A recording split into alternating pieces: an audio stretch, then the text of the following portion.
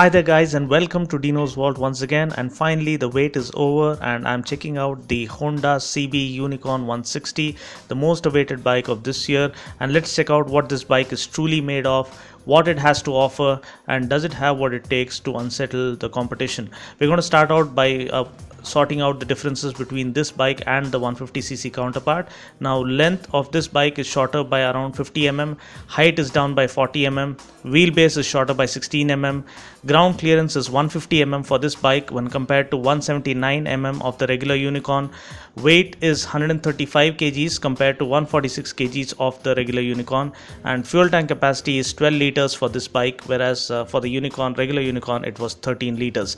Now, the design is completely new. I feel it's a perfect blend of sporty and conservative design elements to appeal to all age groups. Now, if you are a youth or belonging to the younger generation, you have an aggressive headlamp and a head-shaped tail lamp. That's going to be a brand signature from now on, I believe, for Honda. And the fuel tank design is again nice and aggressive with aerodynamic scoops. You get well laid out side panels and sleek rear panels, and you get two slits on the front mudguard with dual tone treatment, and you get a sporty brake lever, a gear lever with heel and toe shifter, which could appeal to the older folks because most of them have been requesting Honda to provide a heel and toe shifter. Now they have listened to our requests, and we do have it now with the new 160.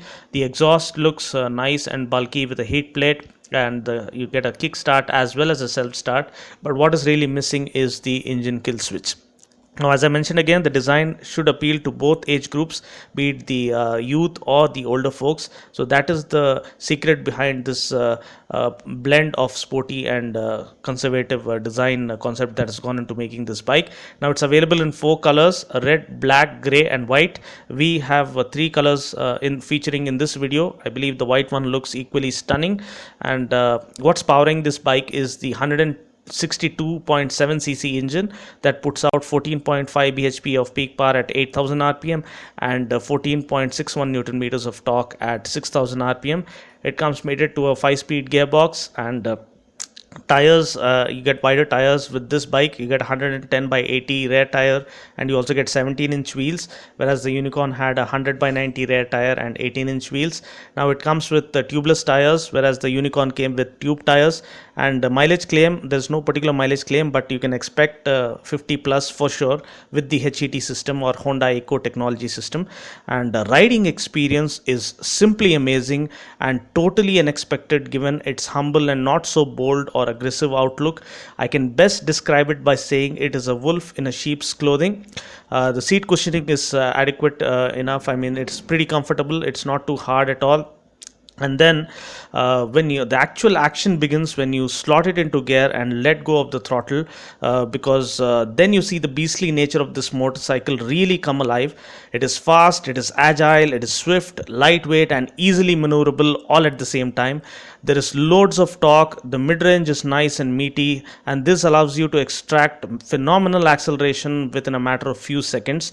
And the braking power is adequate enough. You get 240 mm front disc. Let's listen to the exhaust note for a moment.